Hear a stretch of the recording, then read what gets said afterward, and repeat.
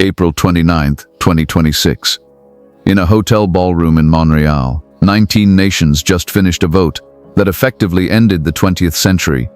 After 3 rounds of closed-door negotiations, these countries agreed to do something that the Western world has not seen in 80 years. They voted to create a brand new, permanent, multilateral financial institution.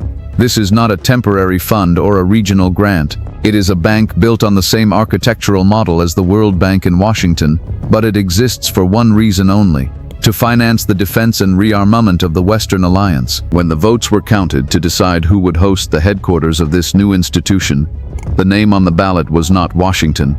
It was not London, Paris, or Berlin. It was Canada.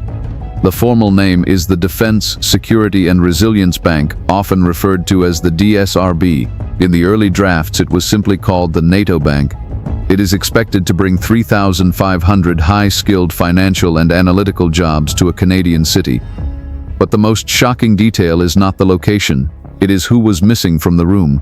The United States, the country that has led and financed Western defense for the better part of a century, is not part of the founding group. Prime Minister Mark Carney has placed his full political weight behind this move, signaling that the era where everything revolves around the United States Treasury is over. Most people are treating this as a routine news update about Canadian banking. They are wrong. This is a strategic divorce. For nearly a century, the assumption was that any major financial or military move by the West would center on the United States. That assumption has just been shattered. Underneath the headlines, a new world is being built. While Washington pauses long-standing military boards and implements tariffs on Canadian mushrooms, 19 allies have quietly built a financial umbrella of their own. Donald Trump has spent years demanding that allies pay their fair share, calling for defense spending to reach 5% of gross domestic product. He wanted them to spend more, but he likely did not expect them to build a bank to do it without him. This is the central tension of our time. The Western Alliance is building redundancy against the possibility that the United States is no longer a reliable partner. They are not rebelling against America, they are buying insurance against American unpredictability. This move by Mark Carney represents a shift from a Washington-centered world to what he calls variable geometry, a system where coalitions are shaped by the mission rather than locked into Cold War structures. The pressure for this change has been building for years. At the NATO summit in The Hague last year, members agreed to a new spending target: 5% of gross domestic product on defense by 2035. For most countries, that means doubling or tripling their current military budgets. In a world of aging populations and rising healthcare costs, that kind of spending is politically lethal. You cannot raise taxes that much without losing the next election. You cannot cut social programs without bringing protesters into the streets. The Defense, Security and Resilience Bank is the answer to that political problem. It is a way to meet the demands of Donald Trump without going to war with their own voters. By hosting this bank, Canada is no longer just a middle power sitting quietly under the American security umbrella. It is becoming the manager of the systems that power the alliance. This is a complete repositioning of Canadian sovereignty. Mark Carney understands the plumbing of global finance better than almost any leader in the world, having served at both the Bank of England and the Bank of Canada. He is using that knowledge to move the center of gravity away from the Potomac. To see why this matters, we have to look at the financial engineering that Washington is currently being locked out of.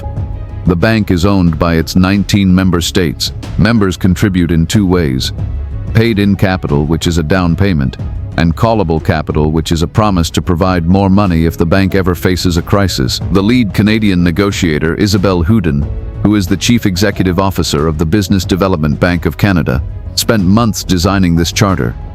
The goal was simple: secure a AAA credit rating. That rating is the gold standard in sovereign finance. With a AAA rating, the bank can borrow money on global capital markets at incredibly low interest rates, and then lend that money to countries like Poland or the United Kingdom at rates far below what they would pay if they went to the markets alone. This is how you finance a war machine in the 21st century. It is not about how many missiles you have in a silo. It is about your credit spread. Isabelle Houdin has helped create a parallel financial system for defense, one that does not require a green light from the United States. While these negotiations reached their conclusion in Montreal, the relationship between Ottawa and Washington continued to fray. Elbridge Colby, a former United States defense official, announced on social media that the department is pausing a joint military board with Canada that has existed since 1940.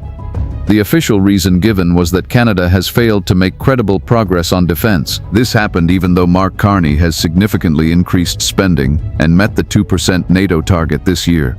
The friction is visible everywhere. From tariffs to the America First rhetoric coming from the White House, the message to allies has been clear: you are on your own. In response, Canada is not just building a bank, it is building an industry. The government recently unveiled its first ever defense industrial strategy. This plan aims to invest roughly $180 billion in procurement and $290 billion in defense-related infrastructure over the next decade. Minister of Finance François-Philippe Champagne and Defense Minister David McGuinty are framing this as a national survival plan.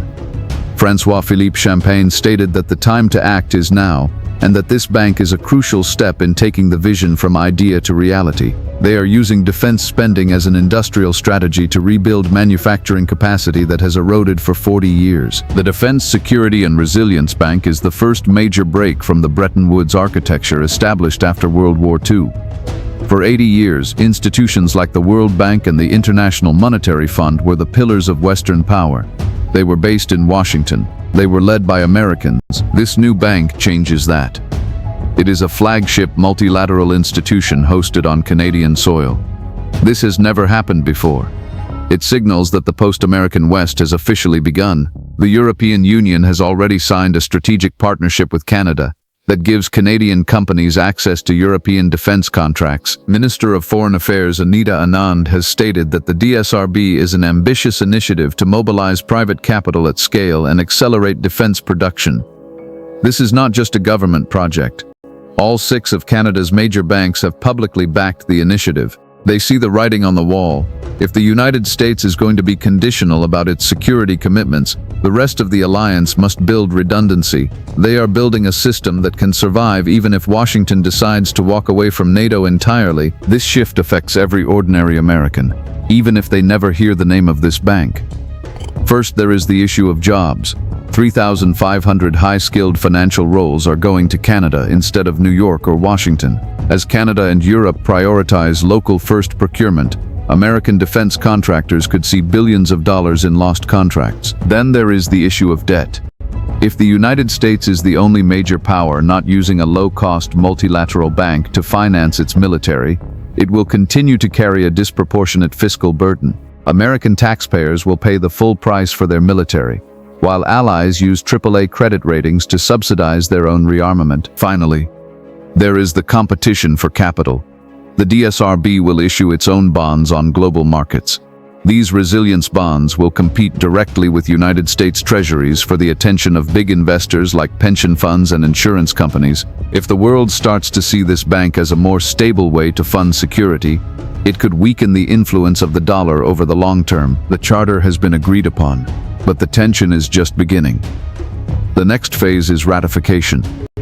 Each of the 19 founding countries must now take this deal back to their own parliaments. In Canada, civil society groups are already calling it a war bank, arguing that the money should go to housing or healthcare. Mark Carney will have to win that domestic battle while navigating an increasingly hostile relationship with the Donald Trump administration. The United States now faces a difficult choice. Does it eventually seek to join a bank it did not design and does not lead? Or does it stay on the outside while its closest allies build a parallel world? There is no easy answer. The gap between American demands for higher spending and the financial architecture the allies are building to meet those demands is growing. We are watching the foundations of Western security being reshaped in real time.